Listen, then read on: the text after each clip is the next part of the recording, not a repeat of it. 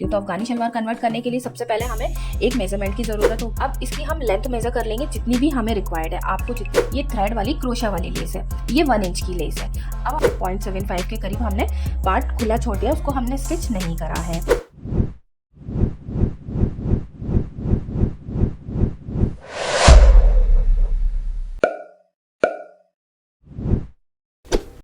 आजकल ये अफ़गानी पैंट्स कितना ज़्यादा ट्रेंडिंग है ना, तो मैंने सोचा चलो मैं भी अपने लिए 1-2 अफ़गानी पैंट्स मंगा लेती हूँ। मैंने मीशो से ऑर्डर कर दिए। जब ये पार्सल मुझे रिसीव हुए उसके अगले दिन ही मुझे कहीं आउट ऑफ स्टेशन जाना पड़ा। जब मैं वहाँ से लौट कर आई तो इनकी रिटर्न का टाइम ख़त्म हो चुका था।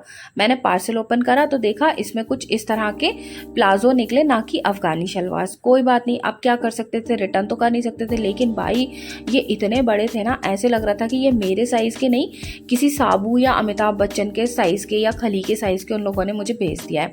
पहन के मैं चल भी नहीं पा रही थी, मेरे पैरों से ज़्यादा लंबे तो ये पैंट्स लग रहे थे। अब देखिए ना, मैं इनको ना ऐसे पकड़ के चल रही थी। अब ऐसे कोई कहीं जा सकते हैं? फिर क्या था, मेरे दिमाग का फैशन डिज़ाइनर जागा और मैंने इस पैंट को ही रीयूज़ करने का सोच लिया।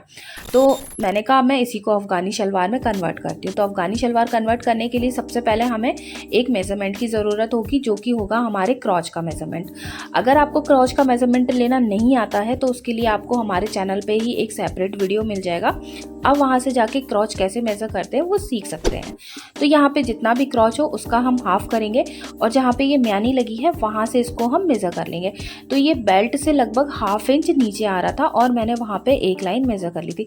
वैसे इतना ज़्यादा ज़रूरी नहीं है, बट मैंने ऐसा करा क्योंकि मुझे उसकी लेंथ प्रॉपर चाहिए थी।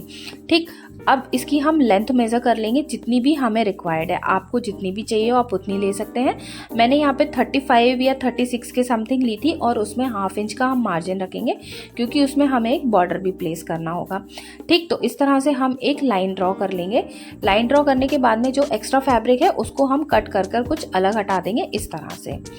अब ये जो हमारा एक्स्ट्रा फैब्रिक बचेगा, आप चाहें तो आप इसी को यूज़ कर सकते हैं, लेकिन मैं यहाँ पे एक लेस प्लेस करने वाली हूँ।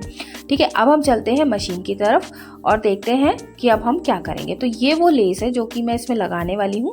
ये थ्रेड वाली क्रोशा वाली लेस है, ये 1 इंच की लेस है। अब हमें क्या करना है कि सबसे पहले हमें इसके बॉटम का जो चौड़ाई है उसे मेज़र करना है। तो यहाँ पे ये 11 इंच की आ रही है, लेकिन मुझे इतना बड़ा तो नहीं चाहिए क्योंकि ये ऑलरेडी प्लाजो है, हम इसे अफ़गानी पैंट में कन्वर्ट कर रहे हैं तो उसकी मोहरी छोटी होती है। तो अफ़गानी की मोहरी के हिसाब से हम यहाँ पे 6.5 पे मार्क कर लेंगे। आप 6 या 7 जो भी लेना चाहें उतना ले सकते हैं। तो मैंने यहाँ पे 6.5 ले लिया है। अब हम क्या करेंगे, इसका हम सेंटर निकाल लेंगे। वैसे हमारे पास में ऑलरेडी 2 सेंटर हैं, लेकिन फिर भी हम एक सेंटर और मार्क करेंगे जहाँ पे हमने मतलब हमें सेंटर चाहिए रहेगा। अब ये हमने पॉइंट जो मार्किंग करी थी उसका इस सेंटर से कोई लेना देना नहीं है, वो सब मार्किंग के लिए है। ठीक है, अब हमें क्या करना है, हमें इसमें ना प्लेट्स डालनी है। आप इसमें गैदर्स भी डाल सकते हैं, मैंने इसमें प्लेट्स डाली हैं। अच्छा, जब हम फ्रेश फैब्रिक से बनाते हैं तो उसमें फिनिशिंग थोड़ी सी डिफरेंट आती है, अभी फिनिशिंग थोड़ी सी डिफरेंट आएगी। तो मैंने यहाँ पे जो प्लेट्स का फैब्रिक लिया है, उनकी जो विड्थ ली है प्लेट्स की, वो मैंने 0.75 इंच ली है। आप कम या ज़्यादा अपने हिसाब से ले सकते हैं। मैंने यहाँ पे 1.5 इंच का मार्जिन भी छोड़ा है और इस तरह से प्लेट्स एक के ऊपर एक आगे आगे बढ़ाकर मैं डालती जा रही हूँ। आप बॉक्स प्लेट्स भी डाल सकते हैं, आप नाइफ प्लेट्स भी डाल सकते हैं, या फिर आप गैदर्स भी कर सकते हैं। ये टोटल आपके ऊपर डिपेंड करेगा। तो इस तरह से हम ये पूरा सर्किल कंप्लीट कर लेते हैं प्लेट्स का। ठीक है, जब प्लेट्स का सर्किल कंप्लीट हो जाएगा फिर हमें इस पर प्रेस करनी होगी जिससे कि ये इसमें फिनिशिंग प्रॉपर आ जाए।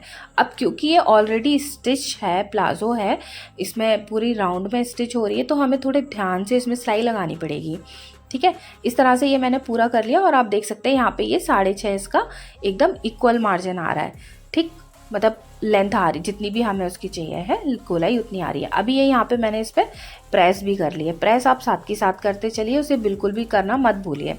अब हम इसको रॉन्ग साइड पे प्लेस करेंगे। लेस जो है इसको हम रॉन्ग साइड पे रखेंगे और मैंने यहाँ पे 0.25 का मार्जिन छोड़ा है, वो इसलिए ताकि थोड़ा सा फैब्रिक हम इसे आगे पीछे की साइड में जब मतलब राइट साइड पे, सीधी साइड पे हम इसे फोल्ड करेंगे तो वो अच्छा लगेगा। ठीक है, तो ये मैं रॉन्ग साइड से इसको स्टिच करना स्टार्ट कर रही हूँ और स्टिच करते टाइम लेस का थोड़ा सा मतलब ऐसे 0.75 के करीब हमने पार्ट खुला छोड़ दिया, उसको हमने स्टिच नहीं करा है। ठीक है, अभी हम इसको ऐसे ही पूरा राउंड सर्किल में स्टिच कर लेंगे। आप यहाँ पे या तो सेम फैब्रिक का भी यूज़ कर सकते हैं या डिफरेंट कलर का जो भी आपके पास में हो आप वो यूज़ कर सकते हैं। और इस टेक्निक से आप अपनी कोई भी प्लाज़ो व्लाज़ो जो भी आपके पास में पड़ा हो उसको आप आराम से रीयूज़ कर सकते हैं। अब देखिए, अब हमें क्या करना है, जब हम उस लेस के जो हमने फ्रंट मतलब जो हमने स्टार्टिंग में लेस को एक्स्ट्रा छोड़ा था खुला वाला पार्ट, जब हम वहाँ पे आने लगेंगे तो हम लेस को कट कर देंगे। देन हमारा जितना भी एक्स्ट्रा लेस होगा उसको भी हम कट कर देंगे। फिर जो हमारी फ्रंट वाली लेस होगी उसको ओवरलैप करते हुए उसे फोल्ड करते हुए कुछ इस तरह से हम उसे लॉक कर देंगे। देखिए, कभी भी स्टिच करते समय लॉक करना ना भूलें। जैसे कि आप हमारा चैनल सब्सक्राइब तो कर लेते हैं लेकिन बेल का आइकन दबाना भूल जाते हैं, उसी तरह स्टिच में लॉक लगाना कभी ना भूलें।